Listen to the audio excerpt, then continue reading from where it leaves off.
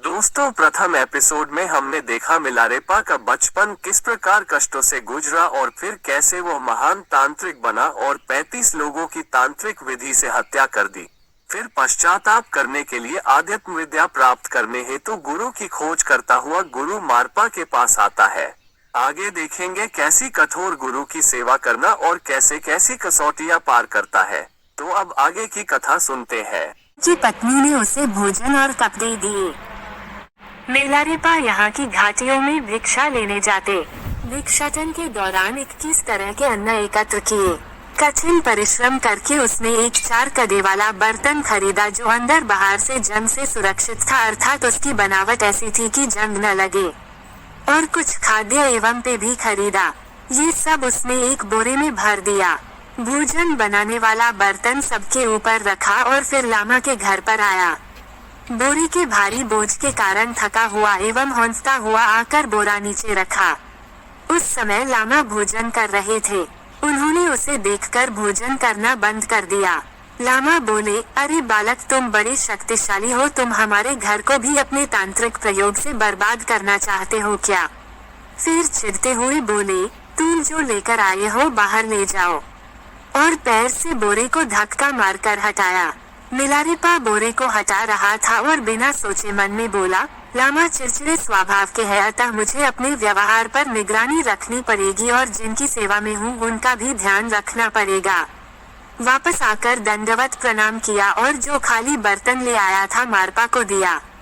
मारपा उसे कुछ देर तक लेकर खड़े रहे और भावना से उनकी आंखों से आंसू निकल पड़े और बोले, तुम्हारी यह भेंट अति शुभ है, इसे मैं अपने गुरु नारोपा को अर्पण करूंगा। फिर उन्होंने हाथ में बर्तन रखकर अर्पण करने की मुद्रा में हाथ फैलाए और उसका कड़ा हिलाया तो उसकी ध्वनि हुई। इस प्रकार ध्वनि करते हुए वे उस बर्तन को अपने ध्यान खंड में लेकर गए। पूजा घर में जाकर रोशनी के लिए रखे हुए दीपक में पिघला हुआ मक्खन भरने लगे। अब तक मिलारेपा भावनाओं से ऊपर उठ चुका था और आत्मज्ञान पाने की इच्छा प्रबल हो चुकी थी। वो फिर एक बार पास जाकर आत्मज्ञान के लिए याचना करने लगा। उन्होंने उत्तर दिया, युवान तसाम से भारी संख्या में श्रद्धावान शिष्य मेरे पास विद्या प्राप्ति के लिए आते हैं।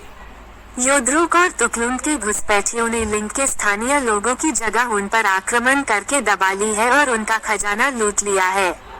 उन दोनों क्षेत्रों को पर्वत के नीचे दफना दो, ये तुम्हारा धर्म का कार्य हो जाएगा। बाद में मैं तुम्हें आत्मविद्या के निर्देश दूंगा। मिलारेपा ने अपनी विद्या का प्रयोग करके तूफान के साथ बर्फ के ओले की बरसात करके सब क्षतिग्रस्त कर दिया। फिर लामा को विद्या सिखाने हेतु विनती करने लगा। तब लामा ने उत्तर दिया, थोड़ी सी ओले भेजने के बदले में मैं वो विद्या दे दूं जो भारत से कठिन परिश्रम करके सीख कर आया हूँ। चलो। मेरे एक शिष्य को न्यालालोरो से वापस लौटते समय लहोब्राक के पहाड़ी लोगों ने घेर लिया है और उस पर हमला किया और मेरी मजाक उड़ा रहे हैं। उनको सबक सिखाओ। अगर तुमने सिद्ध कर दिया कि तुम एक महान चमत्कार करने वाले हो तो मैं तुम्हें गुरु नारोपा प्रदत्त आत्मज्ञान विषयक विद्या प्रदान करूंगा, जिसके प्रताप से फिर जन्म मरण नहीं होगा और इसी जन्म में मुक्त हो जाओगे। बाद में मिलारेपा ने मंत्र उच्चारण करके अपनी विद्या का प्रयोग किया तो पहाड़ी लोग आपस में ही लड़ने लग गए और एक दूसरे पर तलवार से घाव करने लगे।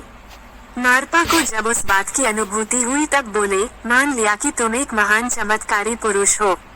तब मिलारेपा ने फिर योग विद्या विषयक मार्गदर्शन के लिए याचना की, परंतु मारपा उपहास करते हुए बोले, जो विद्या मैं भारत से जीवन का दाव लगाकर सीखा वह तेरे इन अपराधी वृत्ति वाले पाप कर्मों के उपहार के रूप में दे दूं। तुम कहते हो कि ये विद्या तुमको तांत्रिक प्रयोग के द्वारा किए हुए कर्मों के निवारण के लिए चाहिए। मैं तुमको बिना परखे सोना दे दूं। मुझे तो लगता है तुम मजाक कर रहे हो। तुमने जो योद्रुक और तुकलुन की जमीनों को क्षतिग्रस्त किया है और पहाड़ी लोगों का जो हाल किया है उसके लिए तुम्हें कोई भी मार सकता है। अतः पहले जिस स्थिति में था वैसी स्थिति में कर दो, बाद में मैं तुम्हें विद्या सिखाऊंगा। लेकिन तुमने यदि यह काम नहीं किया तो मुझे मुंह मत दिखाना, चले जाना जहाँ जाना है।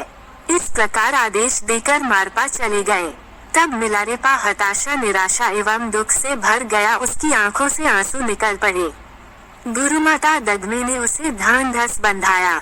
दूसरे दिन मारपा स्वयं मिलारेपा के पास आए और बोले, कल शाम मैंने तुम्हारे साथ बड़ा ही कठोरतापूर्ण व्यवहार किया, लेकिन परेशान मत होना, मोक्ष विषयक विद्या कोई जल्दी में सीखने की विद्या नहीं है।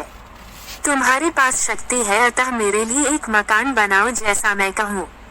यदि यह काम पूरा कर दोगे तो मैं तुम्हें विद्या दूंगा और अन्न और वस्त्र की भी व्यवस्था करूंगा। कसौटी। मिलारेपा ने गुरु मारपा के दिशा निर्देशन में मकान बनाना आरंभ किया। प्रथम पर्वत के पूर्वी भाग में गोलाकार, दूसरा पर्वत के पश्चिम में अर्धवृत्ताकार और तीसरा सीधा मकान पर्वत की उत्तर दिशा में बनाया।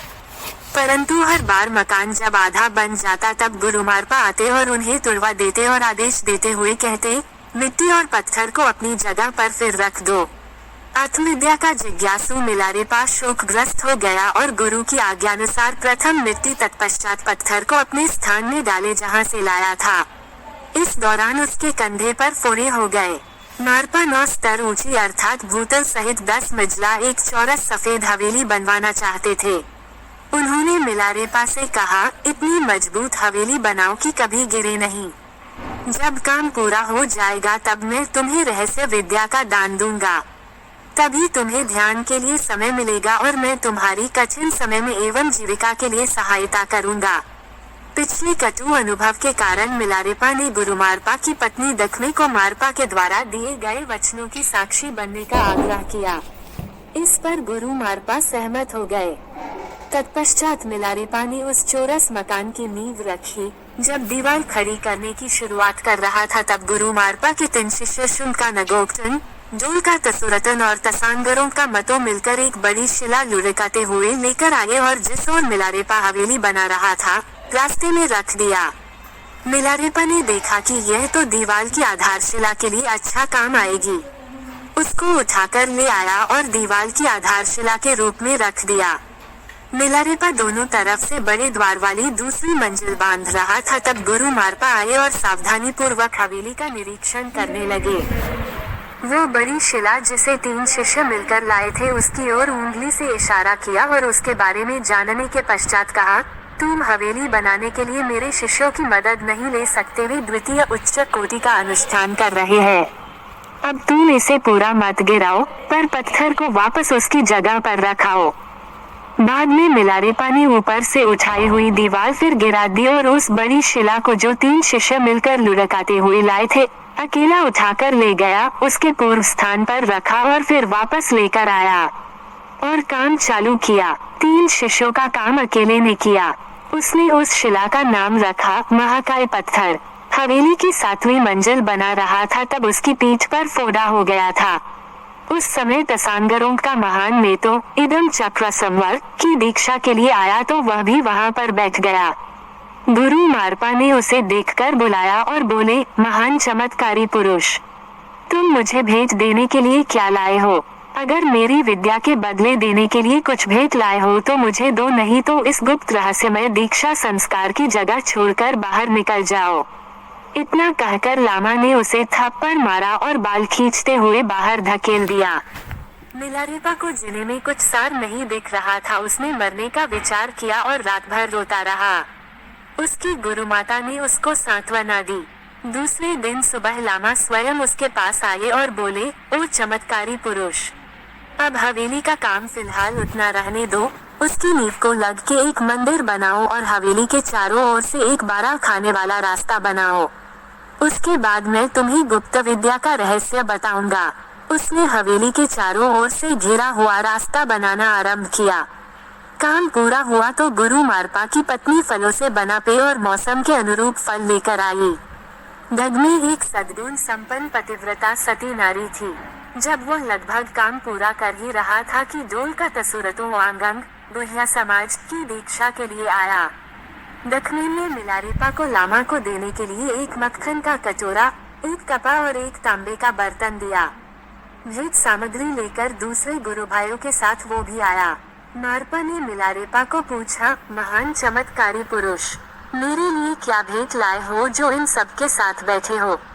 उसने उत्तर दिया, ये मक्खन का कटोरा, कपा और भोजन बनाने का तांबे का पात्र। मारपा ने उत्तर दिया, ये चीजें तो पहले ही किसी ने मुझको दी हुई है। मेरी अपनी ही चीजें मुझे भेज करने चले। यदि तुम्हारे पास तुम्हारा अपना कुछ है तो मुझे दो, नहीं तो यहाँ मत रुको। इतना कहकर मिलारेपा को धिक्कारते हुए लात मार के बाहर निकाल दिया। उस समय मिलारेपा को लगा कि अपने आप को धरती में दफना दूं। दूसरे दिन लामा उसके पास आए और बोले, अब हवेली का और उसके चारों तरफ रास्ते का काम पूरा करो, उसके बाद मैं तुमको दीक्षा और विद्या दूंगा। मिलारेपा हवेली और उसके चारों तरफ का रास्ता बनाने में जिम्मेदारी पूर्वक लग गया। उस दौरान उसकी पीठ पर 3 घावयुक्त फोड़े हो गए। उसमें से रक्त और मवाद निकल रहा था। उसने उसकी पीठ पर के फोड़े गुरु माता दगमे को दिखाए। गुरु माँ के आतुरता से उसके फोड़े देखते ही उसकी आंखों से आंसू गिर पड़े। बाद में दगमे मारपा के पास गई और उसकी पीठ के फोड़े के बारे में चर्चा करने लगी। मिलारेपा को मारपा के कमरे में भेजा।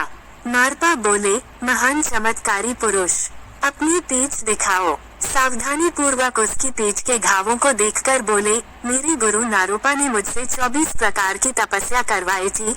12 बहुत ही कठिन और 12 थोड़ी कम कठिन कसौटियों से पार करवाया था। तुम्हारी कसौटियों से वे कहीं गुना अधिक कठिन थी। मैंने बिना किसी तर्क के मेरे शरीर और स्वास्थ्य की परवाह किए बिना पार किया था। ये दोनों, अपना शरीर और स्वास्थ्य, तो मैंने मेरे गुरु नारोपा को अर्पण किए थे। अतः आपको विद्या सीखना है तो नम्र बनो और हवेली का काम चालू रखो। दगमे ने मिलारेपा को कहा, लामा तुम्हें अभी विद्या नहीं सिखाएंगे, परंतु सचमुच वे तुम्हें आखिरी में सारी विद्या सिखाएंगे। तब तक मैं तुम्हें मार्गदर्शन करूंगी। तत्पश्चात उसने मिलारेपा को दुर्जय फागमो के ध्यान की विधि बताई। दूसरे गुरु की खोज। कुछ सप्ताह के बाद गुरु मारपा मिलारेपा के पास आए और बोले, महान चमत्कारी पुरुष, आपको हृदय की गहराई से धर्म के प्रति आस्था है, विश्राम रहित अधीरता है। इसके लिए पूरा जीवन भी दाव पर लगाना पड़ सकता है। अब 3 मंजिल बचा हुआ काम पूरा करो तो सचमुच मैं तुम्हें गुप्त विद्या का रहस्य बताऊंगा और मार्गदर्शन करूंगा। फिर भी यदि आपको कठिन लगता है और कहीं और जगह जाना चाहते हो तो जाओ, अभी जा सकते हो। कहने को और कुछ बाकी नहीं रह गया था, अतः वे वहां से चले गए। मिलारेपा ने दगमे को कहा, मुझे नहीं लगता कि लामा मुझे विद्या सिखाएंगे। यदि पूरी हवेली बनने के बाद भी मुझे विद्या सिखाते तो मैं रुक जाता, पर हवेली भी बन गई, लेकिन वैसा नहीं हुआ। मुझे विद्या नहीं सिखाने का उन्होंने निश्चय कर लिया है। मुझे मेरी माँ को देखे बहुत समय बीत गया है, इसलिए अब अपने गांव जाने के लिए आज्ञा चाहता हूँ। मारपा के गुरु नारोपा हर महीने शुक्ल पक्ष की 10वीं के दिन दान देकर उत्सव का दिन मनाते थे। उस परंपरा को आगे बढ़ाते हुए मारपा भी शुक्ल पक्ष की 10वीं के दिन दान देकर उत्सव मनाते थे। उस दिन दगमे ने एक प्रकार का तेज, एक मध्यम और एक हल्का प्रकार का पेय बनाया। आम लोगों को हल्का, भिक्षुओं को मध्यम और लामा को सबसे तेज पे दिया। सभी भिक्षुकों को खूब पे पिलाया और लामा को भी, जबकि लामा का पे अधिक तेज था, इसलिए पूरा पीने के बाद कुछ ही समय में गहरी नींद सो गए। उस समय दगमे ने खजाने को खोला, गुरु नारोपा का रत्न जड़ित गहरे लाल रंग के मणि का हार निकाला, कमरे से बाहर आकर लामा की ओर से एक संदेश तैयार किया, उसे मुद्रांकित किया और उसको ऊपर से एक अच्छे कपड़े से लपेट दिया। अच्छी तरह मुंहबंद करके मिलारेपा को देते हुए कहा, इसे इस तरह से पेश किया जाए कि ये लामा की ओर से भेजा गया है। जाओ, इसे लामा नागोपा को दो और आत्मविद्या के लिए याचना करो। मिलारेपा जब शुंग में माउंट क्योंगडिंग पहुंचा तब शिष्यवृंद के 2 समूहों के बीच लामा बैठे थे एवं शिष्य मंत्रों का उच्चारण कर रहे थे। निम्नलिखित मंत्रों का उच्चारण हो रहा था। 1 मैं धर्म का ज्ञाता हूँ। 2 सर्वश्रुतियों का सार मैं हूँ। 3 मैं समस्त ब्रह्मांड का स्वामी और वास्तविक स्वरूप का आधार हूँ। 4 मैं जगत की स्थिति और प्रलय हूँ। 5 मैं सबका सहज स्वभाव परम आनंद स्वरूप हूँ। इन वाक्यों का उच्चारण सुनते ही मिलारेपा ने दूर से ही प्रणाम किया और आदर पूर्वक अपने सिर से टोपी उतारी और बोला, ये गुरु मारपा के शिष्यों द्वारा किया जाने वाला शिष्टाचार है। लामा ने अपने शिष्यों को कहा, आने वाला व्यक्ति कोई साधारण नहीं, अपितु सभी विद्याओं का विशेषज्ञ दिखाई दे रहा है। उसे जाकर पूछो कि वह कौन है। एक भिक्षु आकर मिलारेपा से मिला और परिचय पूछने के बाद फिर पूछा, आपका यहाँ कैसे आना हुआ? मिलारेपा ने उत्तर दिया, मेरे गुरु मारपा बहुत व्यस्त है, उनका मैं ही एकमात्र शिष्य हूँ जिसको विद्या सिखाने के लिए उनके पास समय नहीं है। मैं यहाँ पर विद्या प्राप्ति हेतु आया हूँ और साथ में उपहार के रूप में गुरु नारोपा का रत्न जड़ित लाल मणिरत्न का हार लाया हूँ। भिक्षु अपने गुरु के पास वापस आया और बोला, वो एक महान जादूगर है। सुनकर नागोपा अति हर्षित हो उठे। उनको बहुत आश्चर्य हुआ कि गुरु नारोपा की रत्न जड़ित मणिमाला मेरे पास, ये तो गुड़ का फूल मिलने जैसा अति दुर्लभ अवसर होगा। हमें उस महान जादूगर के पास जाना चाहिए और उसका स्वागत करके आदर के साथ लाना चाहिए। जब भिक्षु लामा का संदेश लेकर वापस आया और चकत्साल गंध में बुलाया, तब मिलारेपा का हृदय धन्यवाद से भर गया कि प्रथम बार मेरा संदेश उन तक पहुंच गया। मिलारेपा ने जाकर लामा को प्रणाम किया और उपहार के साथ वह संदेश पत्र उनको अर्पण किया। लामा ने गुरु मारपा की उस भेंट को सिर पर लगाया और अति आदर पूर्वक उसे ग्रहण किया और मन ही मन गुरु मारपा के आशीर्वाद पाए। मिलारेपा जो पवित्र वस्तु लाया था उसे अलमारी में उच्च स्थान में रखा और उसके साथ बैठकर संदेश पढ़ने लगे। नागोपा ने मिलारेपा से कहा, मैं तो आपको बिना विद्या सिखाए ही वापस लौटाने को सोच रहा था, परंतु आप गुरु मारपा की कृपा से आए हो और उनकी आज्ञा है, अतः मैं तुम्हें विद्या सिखाऊंगा। मेरे पास विद्या सीखने हेतु खाम, तागपो और युरलुन से भारी संख्या में शिष्य आते हैं। येरपो और डोल के यमे गांव के जंगली लोगों ने हमारी जमीन जायदाद हड़प ली है।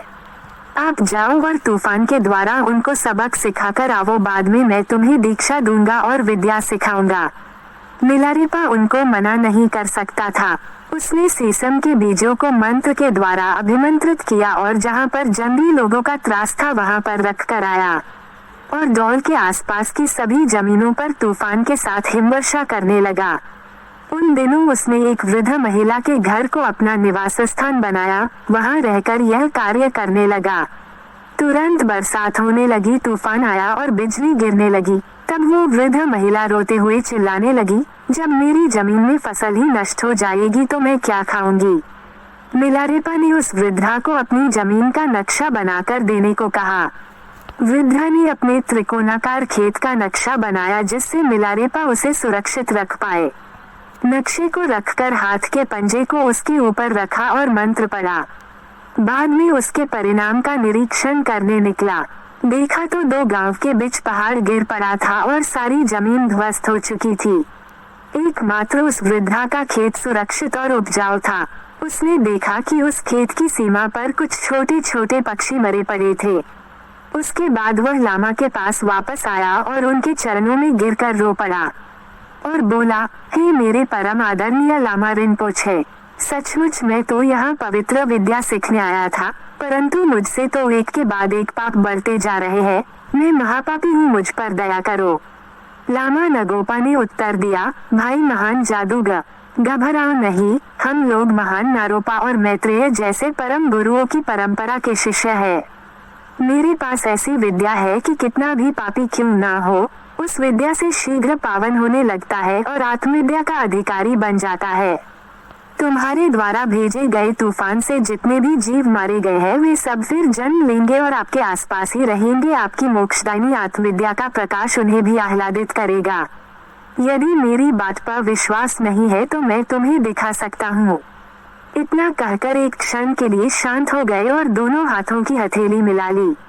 देखते ही देखते उनका शरीर ध्यानस्थ हो गया। उस समय आकाश में कतारबद्ध उड़ते हुए पक्षी नीचे की ओर जहां उनका शरीर ध्यानावस्था में था वहां झुकते हुए आए और फिर उड़ते हुए अपने अपने घोंसलों में चले गए। तत्पश्चात लामा ने मिलारेपा को है वज्र के मंडल की दीक्षा दी। उसने एक शांत निर्जन गुफा में जाकर साधना आरंभ की। मिलारेपा ने गुरु मारपा की आज्ञा लिए बिना ही ध्यान करने की शुरुआत की, क्योंकि वो उन्हें छोड़कर आया था। कितने परिश्रम के बाद भी उसका ध्यान न लगा और विद्या आत्मसात नहीं हुई। लामा नागोपा चकित सा रह गया, क्योंकि उसने तो विधिवत उसे ध्यान करना सिखाया था। मन में सोचने लगे, मैंने तो विधिवत सब विद्या सिखाई है, परंतु इसको आत्मसात क्यों नहीं होती। आखिर क्या हुआ। उस दौरान गुरु मारपा ने अपने बेटे की हवेली पूरी तैयार करवाई। और गृह प्रवेश के उत्सव हेतु नागोपा को एक संदेश भेजकर आमंत्रित किया। नागोपा ने गुरु मारपा का संदेश पढ़ा और गुरु मारपा के पास जाने की तैयारी की। अंततोगत्वा मिलारेपा ने सच्चाई बता दी कि जो पत्र था वह गुरु मारपा ने नहीं, अपितु गुरुमा ने दिया था और गुरु नारोपा का वह मणिरत्न का हार भी गुरुमा ने ही दिया था। लामा नागोपा ने उत्तर दिया, अच्छा हुआ जो आपने मुझे सत्य बता दिया। यही कारण है कि आपकी साधना में उन्नति नहीं हो पा रही थी, क्योंकि गुरु की कृपा और आशीर्वाद के बिना साधना में उन्नति संभव ही नहीं है। लामा नागोपा ने गुरु मारपा के द्वारा दी हुई चीजों को छोड़कर अपने पास जो भी था अलग अलग चित्रों के संग्रह, लिखित प्रतियां, मूर्तियां, सुवर्ण और हीरा जवाहरात और कपड़े और रेशम का कपड़ा आदि सब एकत्र किया और मिलारेपा को कहा कि एक लंगड़ी बूढ़ी बकरी को छोड़कर तबेले में जितने भी पशु है सबको लेकर आओ। उनके पास जो कुछ भी था गुरु मारपा को अर्पण करने के लिए लिया। उनकी पत्नी ने भी एक थैले में भरकर गुरु माता दगमे को देने के लिए पनीर दिया। पुनः गुरु मारपा से मुलाकात। लामा और उनके सभी शिष्य एकत्र हुए और गुरु मारपा के वहां जाने के लिए प्रस्थान किया। सभी पहाड़ियों के रास्ते पैदल चलते चलते लंबा सफर तय करते हुए गुरु मारपा के घर पर पहुंच गए। पहले की तरह मिलारेपा की सभी चीजें मारपा ने ठुकरा दी। लामा नागोपा गुरु मारपा को साथ में लाई हुई वस्तुएं अर्पण करते हुए बोले, लामा रिनपोछे, मेरे पास जो कुछ भी है वह तो आप ही का दिया है। ये मन, वचन और शरीर तो मैं पहले ही आपको समर्पित कर चुका हूँ। फिर भी मैं एक लंगड़ी बूढ़ी बकरी को छोड़कर अपनी ये सभी भौतिक चीजें आपको अर्पण करता हूँ, क्योंकि वह बकरी यहाँ आने के लिए चलने में असमर्थ थी। कृपा करके मेरी ये चीजें स्वीकार कीजिए और मुझे रहस्यमय विद्या का दान दीजिए और उसकी लिखित प्रतियां भी मुझे दीजिए। इतना कहकर लामा नागोपा अपने गुरु मारपा के चरणों में गिर पड़े। लामा मारपा बोले, मेरी गुप्त विद्या वज्रयान, जो कि स्व परिवर्तन की एक रहस्य विद्या है, वैसे तो वह सरल है परंतु कल्प पर्यंत के करोड़ों यज्ञ, दान आदि पुण्य कर्मों से प्राप्त होती है। मैं तुम्हें बिना किसी पुरुषार्थ के ही प्रदान करता हूँ जो मोक्ष दिलाने वाली है। उसकी लिखित प्रतियां भी मेरे गुरु नारोपा और देवी की आज्ञा के अनुसार मैंने सुरक्षित गुप्त स्थान में रखी है। परंतु तुम्हें ये विद्या देना कठिन है, क्योंकि तुम्हारे द्वारा अभी पूर्ण समर्पण नहीं हुआ है, क्योंकि लंगड़ी और बूढ़ी होने के कारण तुम बकरी नहीं लाए। बाकी तो सभी प्रकार की विद्याएं मैंने तुम्हें सिखा ही दी है। नागोपा बोले, यदि मैं बूढ़ी लंगड़ी बकरी को लेकर आऊं तो मुझे वह रहस्यमय विद्या सिखाओगे? मारपा ने उत्तर दिया, तुम स्वयं जाकर बकरी लेकर आओगे और मुझे अर्पण करोगे, तब मैं मेरी गुप्त विद्या प्रदान करूंगा। नागोपा अपने स्थान के लिए तुरंत रवाना हुए। बकरी को अपनी पीठ पर बिठाकर उसी दिन वापस आए और गुरु मारपा को अर्पण किया। मारपा की आंखें हर्ष के अश्रु से भर आई। वे बोले, तुम मेरे निष्ठावान और गुरु शिष्य की पवित्र परंपरा को निभाने वाले शिष्य हो। तुम पर मुझे गर्व है। मुझे तुम्हारी बकरी की आवश्यकता नहीं थी। मोक्ष मार्ग की इस रहस्य विद्या के लिए शिष्य के हृदय में कितनी महत्व बुद्धि है, उसको प्रमाणित करना था, जिससे मैं तुम्हें वह गूढ़ विद्या सिखा सकूं। उन्होंने उसे उस रहस्यमय विद्या सिखाने का वचन दिया। थोड़े दिन में दूर दूर से जो भिक्षु आए थे उन सब के साथ में एक बड़ा उत्सव हुआ। गुरु मारपा उनके साथ में ऊंचे आसन पर हाथ में बबूल की छड़ी लिए विराजमान थे। उन्होंने नागोपा को तिरछी निगाहों से देखा और उंगली दिखाते हुए बोले, नागोपा चतुर, तुमने उस कमजोर व्यक्ति को मेरी दी हुई विद्या और दीक्षा क्यों दी? इतना कहकर छड़ी घुमाने लगे। नागोपा भय से कांपने लगा और उनको प्रणाम किया। फिर बोला, लामा रिनपोछे, परम आदरणीय पूज्य गुरुदेव, आपने ही मुझे संदेश के द्वारा महान जादूगर को विद्या सिखाने का आदेश दिया था और आप ही ने मुझे देने के लिए गुरु नारोपा का दिया हुआ लाल मणिरत्न का हार दिया था, तो मैंने आपकी आज्ञा का पालन किया। मैं आपकी आज्ञा का उल्लंघन नहीं कर सकता था, इसलिए मुझे दिलगिरी नहीं है। इतना कहकर डर से उनकी तरफ देखने लगे। तत्पश्चात गुरु मारपा मिलारेपा को उंगली दिखाते हुए बोले, तुमने ये चीजें कहाँ से प्राप्त की? मिलारेपा अत्यंत भयभीत था। वह डर के मारे चुप था। ऐसा लग रहा था मानो उसका कलेजा बाहर निकल गया हो। अत्यंत दबी हुई आवाज में उसने कहा कि गुरुमाता ने दिया था। सुनकर मारपा तुरंत ही छलांग मार के नीचे उतरे और बबूल की छड़ी घुमाते हुए दगमे को पिटने के लिए दौड़े। दगमे पीछे ध्यानपूर्वक सुन रही थी। वह सावधान होकर भागी और मंदिर में जाकर अंदर से दरवाजा बंद कर दिया। इस समय में मिलारेपा तनावग्रस्त हो गया, दुखी एवं उदास हो गया। उसको जीने में कोई रुचि नहीं रह गई थी, अतः आत्महत्या करके मरना चाहता था। नागोपा ने उसे समझाया और वैसा करने से रोका। दूसरे भिक्षुओं ने उसे धैर्य बंधाया। सभी भिक्षु चले गए। तब कुछ क्षण के बाद मारपा ने अपना मौन तोड़ा। वे बिल्कुल शांत थे। उन्होंने अपनी पत्नी दगमे को बुलावा भेजा। उनके बुलावे पर वह तुरंत उनके सामने उपस्थित हुई। उन्होंने दगमे से पूछा, नागो, चोकू, दोरजे और अन्य भिक्षु कहाँ गए? आपकी आज्ञानुसार गुरु नारोपा की लालमणि रत्न की माला लाने के लिए नगोपा ने उनको भेजे है और लेकर तुरंत वापस आने को कहा है, अतः वे आने ही वाले हैं, दगमे ने उत्तर दिया। दगमे मारपा से मिलारेपा का किस प्रकार नागोपा से सहायता मांगना और नागोपा का किस प्रकार उसे सहायता करना, उस विषयक विस्तार से चर्चा करने लगी। लामा मारपा की आंखें भर आईं। इस मोक्ष मार्ग के पथिक ऐसे ही होते हैं। सचमुच में ये अधिकारी शिष्य है। मुझे इन सभी शिष्यों के प्रति संवेदना है।